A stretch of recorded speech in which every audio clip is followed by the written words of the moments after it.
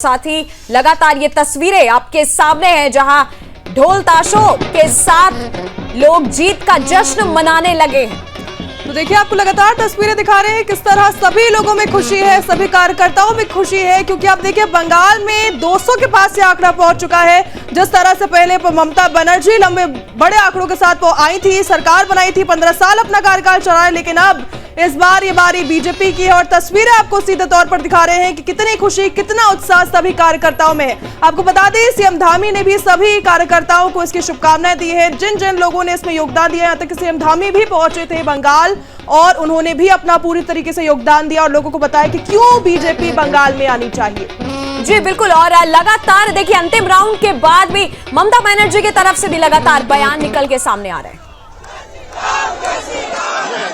इस देश को कमल के फूल की आवश्यकता है, जिसका प्रमाण आज 5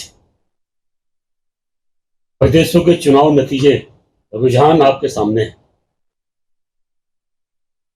भारतीय जनता पार्टी का प्रदर्शन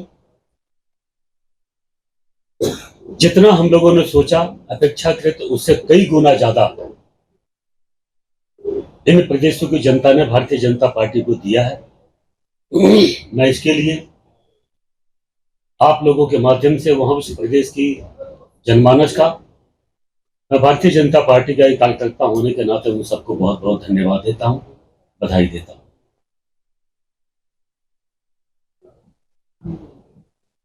कुछ दिन पहले इस प्रदेश के अंदर जो कांग्रेस के प्रदेश अध्यक्ष हैं श्री गणेश गोदियाल जी, उन्होंने प्रेस के माध्यम से कोई पत्र जारी किया होगा। मैं उस विषय में आप लोगों से स्पष्ट कहना चाहता हूं कि उस पत्र से हमारा कोई मतलब नहीं है, कोई लेना देना नहीं। और ऐसा काम जब चुनाव नजदीक आते हैं तो लोग करते ही हैं। उस पत्र से हमारा कोई मतलब नहीं है। मैं भारतीय जनता पार्टी का सिपाही हूं, बाल्यकाल से हम लोग संघ स्वयंसेवक हैं। ऐसे काम से हमारा कोई लेना देना नहीं। कांग्रेस के द्वारा हमारे विधायक जी की, जो हमारे सम्मानित भारतीय जनता पार्टी के विधायक हैं, उनकी छवि को धूमिल करने की और भारतीय जनता पार्टी की छवि धूमिल करने का काम कांग्रेस पार्टी के द्वारा किया गया है और इसके लिए गणेश गोदियाल जी को माफी मांगनी चाहिए। इस तरीके की गलत अफवाहों को फैलाने के लिए ये हम आप लोगों के माध्यम से जरूर उनको कहेंगे। और अभी क्योंकि अब 5 राज्यों के चुनाव आने वाले हैं, तो मुझे लगता है कुछ ही देर में हम बंगाल, असम और बाकी प्रदेशों के चुनाव की जो जीत है उसकी भी खुशी इस प्रदेश कार्यालय में मनाएंगे। और अब सीधे आपको दिखाते हैं जहां उत्तर प्रदेश के मुख्यमंत्री योगी आदित्यनाथ ने प्रधानमंत्री का आभार व्यक्त किया है। उन्होंने ट्वीट कर प्रधानमंत्री नरेंद्र मोदी का आभार जताया है। तो ऐसे में देखिए, देशवासियों का अटूट विश्वास है प्रधानमंत्री मोदी पर। किस तरह लगातार पश्चिम बंगाल के लोग भी अब प्रधानमंत्री पर विश्वास करते हुए नजर आ रहे हैं, उसको लेकर सीएम योगी ने आभार व्यक्त किया है। और इसी बीच एक बड़ी खबर आपके सामने, जहां Keralam BJP chief Rajeev Chandrashekhar CPIM के वरिष्ठ नेता वी शिवनकुटी को हराया है। बड़ी खबर इसी बीच, जहां कांग्रेस के एस सबरीनाथन तीसरे स्थान पर रहे। बड़ी खबर इसी बीच हम आप तक पहुंचा रहे। केरलम में नेमोम से बीजेपी के उम्मीदवार जीते हैं। केरलम बीजेपी चीफ राजीव चंद्रशेखर ने जीत दर्ज की है और सीपीआईएम के वरिष्ठ नेता वी शिवनकुटी को हराया हुआ है। और लगातार तस्वीरें देखिए हम आपको दिखा रहे हैं और हमारे साथ गेस्ट भी जुड़ चुके हैं। बीजेपी प्रवक्ता जुड़े हुए हैं और साथ ही वरिष्ठ पत्रकार भी मेरे साथ जुड़े हुए हैं। सीधा सबसे पहले बीजेपी प्रवक्ता के पास जाना चाहूंगी। आप दोनों का बहुत बहुत स्वागत है इस चर्चा में। सर, जिस तरीके से माहौल बदलता हुआ नजर आ रहा है, पश्चिम बंगाल की अगर पहले बात करूं, बहुत ही आश्चर्यजनक नतीजे निकल करके सामने आए, क्योंकि एक तरीके से ममता बनर्जी का गढ़ माना जाता है पश्चिम बंगाल, लेकिन वहां पे जितनी रैलियां की गई, सीएम पुष्कर सिंह धामी की बात करूं, उनको स्टार प्रचारक माना जाता है, बीजेपी का एक लकी चार्म के तौर पर उनको देखा जाता है बीजेपी के लिए। क्या प्रतिक्रिया देंगे आप? देखिए, आज ज्येष्ठ माह के पहला सोमवार है, तो आप सभी को ओम नमः पार्वती पते हर हर महादेव।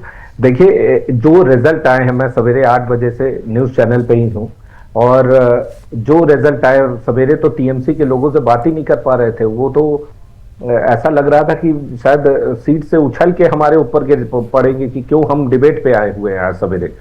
और अभी देखिए, अभी क्या है कि सारे लोग जितने डिबेट है वो छोड़ छोड़ के भाग रहे हैं। दिक्कत इस बात की है कि इन्होंने जिस तरीके की अराजकता का सृजन वहां पे करके रखे हुए थे, जिस तरीके के अराजकता का माहौल बना के रखे हुए थे, वो पूरे धराशायी हुए हैं। लोग जो वोट नहीं कर पाते थे वो निकले, वोट किए। 90%, 96% तक वोटिंग परसेंटेज गया है। ये बहुत बड़ा आंकड़ा होता है, ये बदलाव के संकेत थे। और जितने भी 20 से 30% वोट एक्स्ट्रा हुए वो सारे के सारे हमारे थे। और ये इस रिजल्ट से भी साबित होता है। अभी 2 दिन पहले एक न्यूज चैनल में मैं था, वो कह रहे थे कि आपका एक्सपेक्टेशन कितना है, तो मैंने उनसे यही बताया था कि फर्स्ट फेज में जो इलेक्शन हुए थे उसमें हमें 125 के आसपास मिलेंगे, और सेकेंड फेज में जो इलेक्शन हुआ उसमें से 105 से 110 के बीच में रहेगा। तो मतलब करीब करीब हमारा 225 के आसपास आंकड़ा बैठ रहा था। बिल्कुल ऐसे देखिए, में 200 के जी। 198 आप ही ने दिया है, अभी किया हुआ है, और ये आंकड़ा बढ़ भी सकता है। बिल्कुल ऐसे में अगर देखा जाए तो ये जो आंकड़े हैं ये सीधे तौर पर बयां करते हैं कि किस तरह अगर हम याद करें, पिछली बार 77 सीटें बीजेपी को मिली थी और इस बार ममता बनर्जी को इसके आसपास सीटें मिली हैं। तो मैं राजनीतिक विश्लेषक जी आपके पास आना चाहूंगी कि क्या आप अगर 1500 ममता बनर्जी देती थी महिलाओं को और 3000 का वादा बीजेपी की तरफ से किया गया, क्या ये भी फैक्टर है कि महिलाओं का वोट जो है वो बीजेपी की तरफ भी डाइवर्ट हुआ है और महिला जो फैक्टर है वो महिलाएं खुलकर वोट करने आई हैं? सही बात क्यों जा रहे हैं, मुझे ऐसा लग रहा है कि नॉर्मली हम लोगों ने देखा बिहार में, चाहे महाराष्ट्र में हम लोगों ने देखा, वहाँ पे जो रूलिंग गवर्नमेंट थी उन्होंने डायरेक्टली अकाउंट में, महिलाओं के अकाउंट में 1500 रुपया, 1000 रुपया डाला था। तो वहाँ पे हम लोगों ने देखा कि भारतीय जनता पार्टी को फायदा हुआ था। वही ढंग से यहाँ पे भी ऐसा लग रहा था शुरुआत में कि जिस तरह से ममता बनर्जी जी 1500 रुपया महिलाओं को और 80 महिलाओं को 1700 रुपया डाल रही है, तो उससे हो सकता है फायदा हो। लेकिन ऐसा जो अभी तक का रिजल्ट देख के ऐसा लग रहा है कि ऐसा नहीं हुआ। और यहाँ पे भारतीय जनता पार्टी ने सबसे ज़्यादा 3000 रुपया महिलाओं को देने की बात कही है। तो हो सकता है कि भारतीय जनता हो सकता है कि लोगों को ऐसा लगा कि 3000 ज़्यादा अमाउंट है, और भारतीय जनता पार्टी नॉर्मली जो प्रॉमिस करती है वो फुलफिल करती है। और Bharatiya Janata party normally double engine की सरकार है, सेंटर में भी है, स्टेट में भी है। हम लोगों ने देखा मनरेगा का जो फंड था वो बंगाल को नहीं मिल पाया था, उसके कारण जो है जो लेबरर्स थे उनमें भी नाखुशी थी। मुझे ऐसा लग रहा है कि लगता है लोगों में डिसअपॉइंटमेंट था एडमिनिस्ट्रेशन को लेकर के, गवर्नेंस को लेकर के, इसीलिए हम लोग ऐसा रिजल्ट मुझे ऐसा लग रहा है दिख रहा है।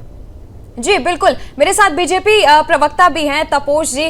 तपोष जी, जिस तरीके से अगर 2021 के मुकाबले की अगर बात करूं तो अब जो पिक्चर निकल के सामने आई, इस बार सबसे ज्यादा जो कड़ी टक्कर थी वो टीएमसी और बीजेपी दोनों के बीच में मानी जा रही थी। उत्तर प्रदेश के मुख्यमंत्री भी गए प्रचार करने, उत्तराखंड के मुख्यमंत्री भी गए प्रचार करने। क्या आप मानते हैं कि 2021 से ज्यादा कड़ा मुकाबला इस बार का था?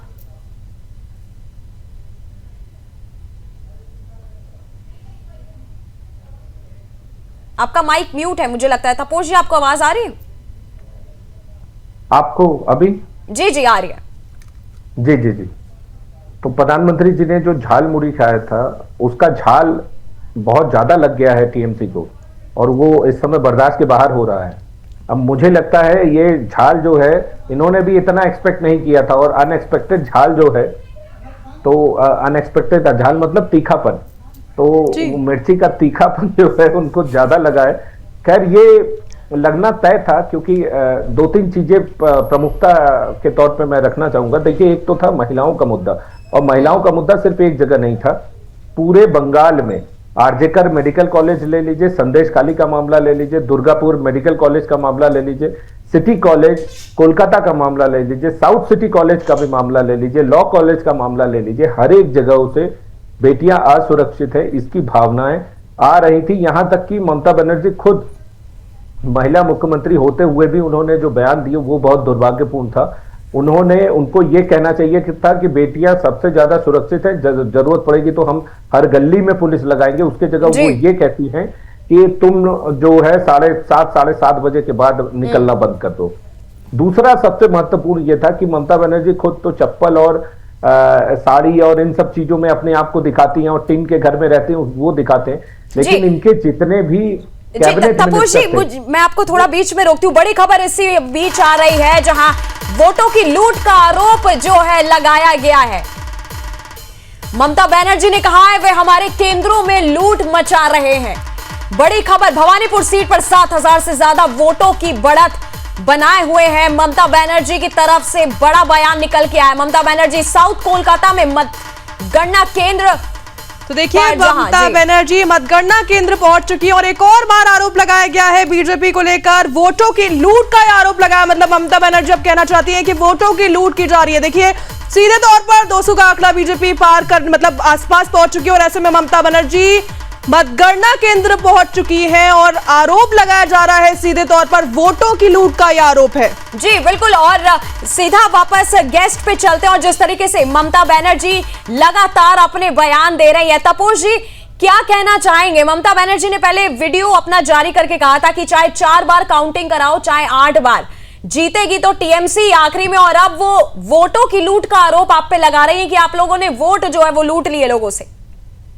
देखिए ये अनएक्सपेक्टेड था, ये ममता बनर्जी 100 से नीचे आ जाएंगी ये कोई नहीं सोचा था, क्योंकि पिछले जब से इलेक्शन समाप्त हुआ था उसके बाद से जब से मैं डिबेट कर रहा हूँ, ये टीएमसी के जितने लोग थे सब लोग अपने आप को 240, 280, 290 इस तरीके की सीटें देने की घोषणाएं कर रहे थे। जी मैं एक चीज बता दूं, ईवीएम में इलेक्शन हुआ है, जिस समय ईवीएम पे चर्चा हो रही थी संसद भवन में, उस समय अभिषेक बनर्जी से पूछा गया था, रिपोर्टरों ने पूछा था कि क्या लगता है कि आपको ईवीएम में ये जो चर्चा हो रही है, ये जो आरोप लगाए जा रहे हैं ये सही है कि नहीं? तो उनके स्टेटमेंट मैं आपको कोट कर देता हूं, क्विकली करूंगा जी। मुझे लगता है, ये मेरा पर्सनल राय है कि जो ईवीएम पे सवाल उठा रहे हैं अगर उनके पास कुछ तथ्य हैं तो वो लेकर इलेक्शन कमीशन ऑफ इंडिया को ले जाके दिखाना चाहिए और सारे वीडियोस की तथ्यता की जांच की जानी चाहिए। और मैं इतने दिनों से चुनाव लड़ रहा हूं खुद और लड़ा रहा हूं अपने टीएमसी के कार्यकर्ताओं को, और वो सब इसी ईवीएम से जीत के आ रहे हैं। अगर आप ईवीएम के रैंडमाइजेशन के टाइम ठीक से काम करेंगे और बूथ पर जो काम कर रहे हैं वो मॉक पोल मतलब जो डेमो पोल होता है के टाइम पे अगर आप ठीक से उसको चेक करेंगे, और काउंटिंग के टाइम पर 17C फॉर्म होता है जो कि बैलेट यूनिट और कंट्रोल यूनिट को मिलाया जाता है, वो अगर ठीक से मिलाते हैं, ठीक से चेक करेंगे तो मुझे नहीं लगता कि इस एलिगेशन में कोई सब्सटेंस है। ईवीएम हैक हो सकता है, ईवीएम मैनिपुलेट हो सकता है, ये सब भ्रांत की बातें हैं, इसमें कोई सच्चाई नहीं है। इलेक्शन कमीशन से मिलके अगर आपके पास कोई टेक्नोलॉजी है तो वो जाके उनको दिखाइए, वो चाहे सॉफ्टवेयर हो, चाहे टेक्नोलॉजी हो, चाहे मेलवेयर हो, आप उनको करके दिखाइए। ठीक, तपोश जी आपके पास, जी वापस आऊंगी मैं आपके पास, मेरे साथ वरिष्ठ पत्रकार भी जुड़े हुए हैं, मनोज जी एक तरीके से अगर असम की भी चलिए बात कर ली जाए, 80% से ज्यादा की वोटिंग जो है वो बताई जा रही है अभी तक की दर्ज की गई।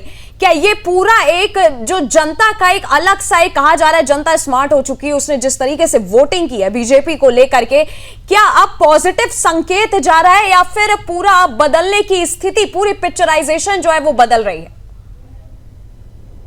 मुझे ऐसा लग रहा है कि वो एंटी इनकम्बेंसी जो असम में थी वो इस बार नहीं दिखा, क्योंकि नॉर्मली हम लोग देखते हैं कि जहाँ पे भारतीय जनता पार्टी की सरकार रहती है वहाँ पे एंटी इनकम्बेंसी काम नहीं करता है, नॉर्मली प्रो इनकम्बेंसी में हो जाता है। और हम लोग देख रहे हैं कि ये तीसरी बार भारतीय जनता पार्टी की सरकार असम में बनने वाली है, और जिस तरह से सोशल वेलफेयर स्कीम्स मुझे लगता है कि भारतीय जनता पार्टी ने चलाया, चाहे बिहार में हो वहाँ पे महिलाओं को जो पैसा डाला गया, वहीं महाराष्ट्र में भी हम लोगों ने देखा और असम में भी हम लोगों ने देखा कि वहाँ पे 8 से 9 हज़ार रुपये के सोशल वेलफेयर के स्कीम के नाम पे जो है अब दिया गया था महिलाओं को या जो भी बेनिफिशरीज हो।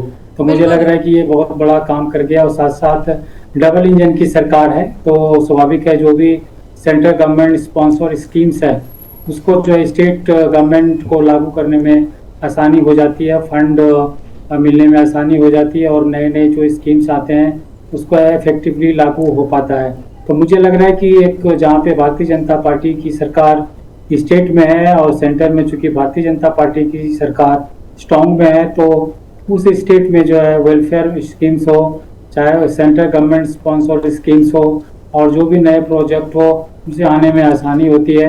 तो मुझे ऐसा लग रहा है कि लोगों ने सोचा कि चूंकि सेंटर में बीजेपी की सरकार है और यहाँ पे फिर से जो है भारतीय जनता पार्टी को सपोर्ट किया जाए, ताकि आने वाले जो डेवलपमेंटल प्रोजेक्ट है वो और कंटिन्यू हो, और इसी आधार पे मुझे ऐसा लग रहा है।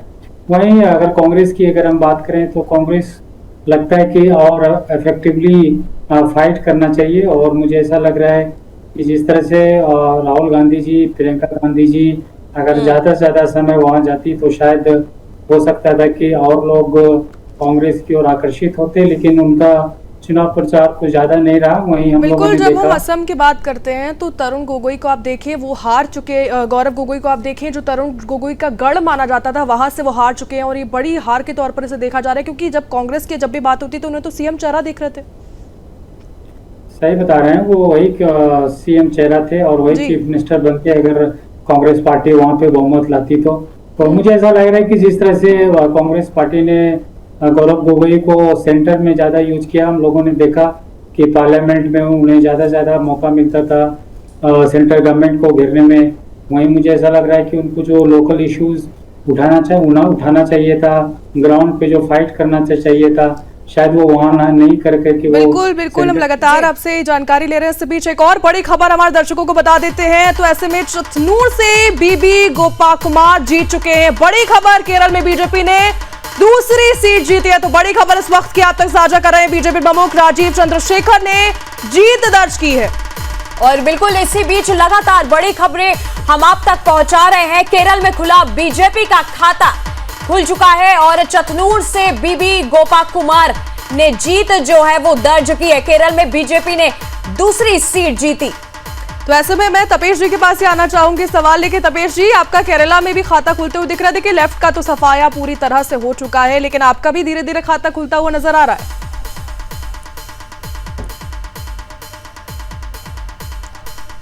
तपोश जी, आपको आवाज आ रही है? क्या तपेश जी आप सुन पा रहे हैं?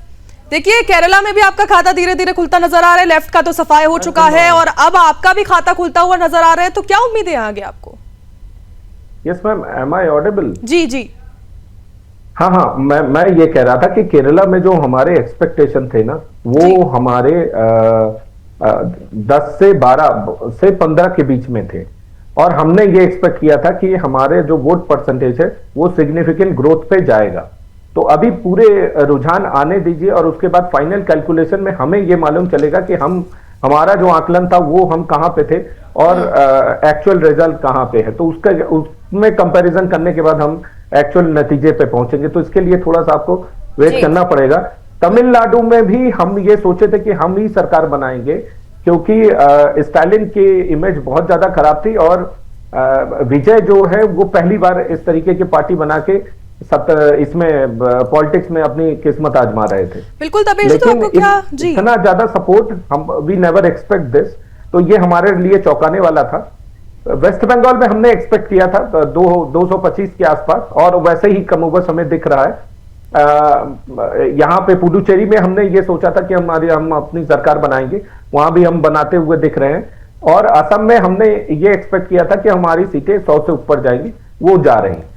तो बिल्कुल ऐसे में अगर हम तपेश जी देखें तो टीवीके जो है, टीवीके ने बहुत अच्छा स्ट्राइक रेट, अगर आप देखें तो आम आदमी पार्टी से भी ज्यादा एकदम से स्ट्राइक रेट किया। तो क्या बीजेपी इसके लिए पहले से तैयार थी? क्योंकि देखिए, डीएमके जो है उसकी पार्टी के, हमने एमके स्टालिन के बयान तो देखे थे कि हिंदू जो है, हिंदी हम पे थोपी जा रही है, उसको लेकर कहीं ना कहीं एंटी इनकम्पेंसी आ गई थी। लेकिन क्या टीवीके इतना बड़ा फैक्टर होगी जीत के लिए? क्या ये बीजेपी इसके लिए तैयार थी? नहीं, हमें नहीं मालूम था, टू बी वेरी ऑनेस्ट। और हमें इसके बारे में हमें ये लग रहा था कि वो पार्टी बना के आए हैं, चुनाव लड़ रहे, अच्छी बात है और उनको सपोर्ट मिलना चाहिए। इस तरीके के चीजें हमारे दिमाग में थी। हम ये सोच रहे थे कि एनडीए सरकार बनाएगी इस बार, और जिस तरीके का वोट परसेंटेज हमने एक्सपेक्ट किया था उसके कमोबस उस तक हमें मिला है। लेकिन जो डीएमके का वोट कट के पूरा का पूरा टीवीके के पास जाएगा, ये इसका एक्सपेक्टेशन थोड़ा सा कम था। और हमारा भी वोट परसेंटेज कट के उनके पास जाएगा, इसका भी एक्सपेक्टेशन थोड़ा सा कम था। तो जी। लेकिन ठीक है, अब ये तो जनादेश है, जनता जो चाहेगी वही होगा। जी बिल्कुल, और जनता ने क्या चाहा है वो तो पश्चिम बंगाल की तस्वीरें जो हैं साफ बयां कर रही हैं। वरिष्ठ पत्रकार जो है मेरे साथ मौजूद हैं।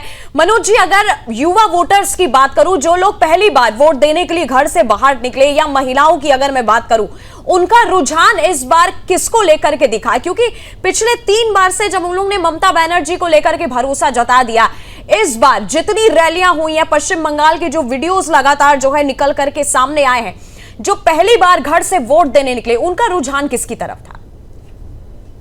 हम सही बता रहे हैं। मुझे ऐसा लग रहा है कि नॉर्मली यूथ का जो वोट होता है वो चेंज के लिए होता है, और हम लोगों ने देखा और रिजल्ट वही शो कर रहा है। नॉर्मली जो यूथ होते हैं उनमें चेंज करने की कैपेसिटी होती है। उनको लगता है कि जो एग्जिस्टिंग गवर्नमेंट है वो जो जॉब का रिलेटेड इशू हो, चाहे क्वालिटी एजुकेशन की बात हो, मुझे लगता है कि 2 ऐसे इश्यूज है, वो यूथ का रुझान होता है कि ये 2 इशू पे अगर कोई भी गवर्नमेंट जो है खड़ा नहीं उतरती है तो नॉर्मली वो चेंज की ओर जाती है।